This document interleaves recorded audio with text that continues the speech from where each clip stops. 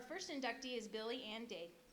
Billie began her community and international service as a YWCA volunteer abroad in Turkey, and then served in Sierra Leone as one of the first Peace Corps volunteers. Good evening. I'm very honored to receive this and its recognition, and I'm grateful to Southwestern College for it and for the experiences I had here 50 years ago. That experience was particularly influential in two ways: developing my critical thinking and questioning skills and broadening my horizons. And perhaps a third, reinforcing a strong moral code, which was supported, among other ways, by the Smith-Wilson lectures and required chapel attendance with a variety of speakers. Some of you may remember that. But the first two came about through the quality of the faculty, both in intellect and vision, and through the campus atmosphere. I want to thank my friends and family who are attending today. They've been part of my life and the shaping of my values also. I acknowledged my deceased parents who lacked college degrees, but who provided many educational and travel experiences through my childhood, and accepted my choice of Southwestern as a college, even though it may not have been their first choice. All my cousins who are physically able are in attendance, and I'm grateful for that. My classmates, Carl, Mary Lou, David, and Harlan are here. Thank you. Harlan Ritkers, who I've not seen from graduation, went through all of my school years with me, from kindergarten through Southwestern.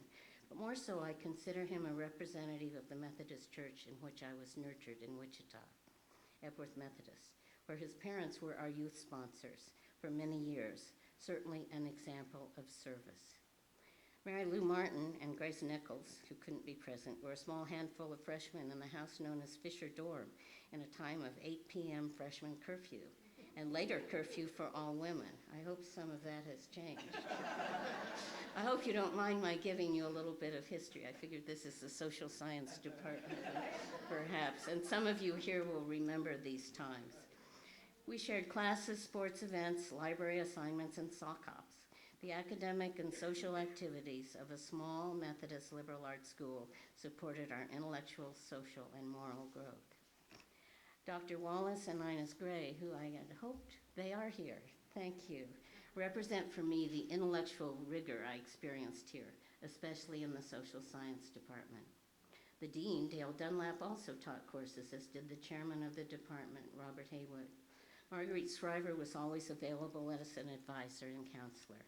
It was a time of intellectual challenge, not only in classes, but also in assemblies, student groups, and even in informal settings in the student union.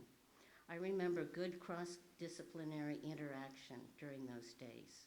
A strong faculty and the ways they cooperated, debated, and dialogued together influenced the rigor of their students and what I and others have become in our leadership and contributions as social scientists.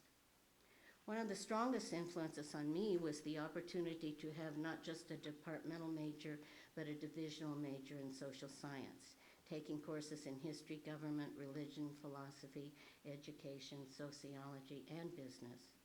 When I was defending my PhD dissertation at NYU, this was one of the things that impressed the two independent questioners at my defense. And such a broad background certainly helped to make me a better teacher of world history. Another influence was having professors who believed in me and what I might become. I'm not sure how many would have expected that I would go on to obtain a doctorate, but they did support the possibilities of what I might do. In 1959, whereas previously 3 students per spring semester of their junior year was selected to attend the Washington semester program, that year 5 were selected, including Carl Martin and me. If there had been only 3, I'm sure Carl would have been one. But I'm very less sure that I would have been, because my grades weren't quite up at that time. So I'm grateful for the faculty for have taken a chance on me, and that certainly made a difference. That experience had wide implications for my future as I later returned to Washington to work for the State Department, and after Peace Corps, spent my career in DC teaching social studies in its public schools.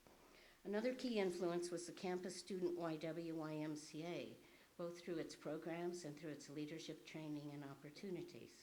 For several summers, A group from SC would attend the Estes Park regional conferences, frequently piling into the car of Dr. Eleanor Hoig, head of the English department and Campus Y advisor. The theme of the Estes Y Conference, 1960, which I co-chaired immediately after graduation with Jim Schultz, class of 61 from Southwestern, was Action in a World of Turmoil, with a sub-theme, what are the major forces in the world doing to promote peace? What actions can we take as individuals to promote peace?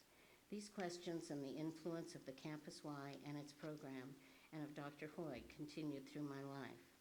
In particular, she was instrumental in my applying for and be able to participate as a YWCA volunteer abroad as a camp counselor in Istanbul, Turkey that summer after graduation. It was a life-changing experience that led not only to Peace Corps and many other such experiences for me, but a commitment to do the same for my students. When discussing the speech with a friend and former colleague, she stressed the many contributions being made and roles being played by those who had been our students at Cardoso and Banneker High Schools, and learned from experiences in my classes with critical thinking, debate, current events, discussions, and many research and writing assignments. At Banneker, all students were required to take my Global Perspectives course, and I managed to find scholarships for many so they could participate as high school students in international exchanges.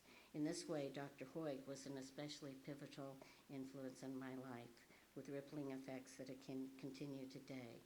And I'm sure that those kinds of things probably continue to happen with faculty and their influence on students here. I wish some of these students could be here, but one link between Washington and here is my friend Teresa Kovacevic-Grana, and I'm grateful that she could be home in Winfield at this time.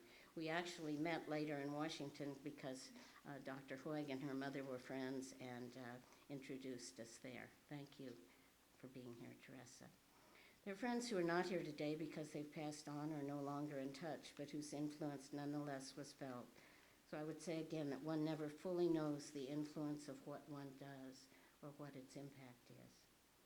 In DC, I've been able to continue expanding my own horizons. The city, of course, is a wonderful university with all its museums, embassies, and intellectual and cultural opportunities. As I discovered the richness of African history while serving in the Peace Corps in Sierra Leone, a discovery that resulted in my acquiring an MA in African Studies at Howard University. In DC, I discovered the richness of African American history through the city's history and the histories of my colleagues and friends.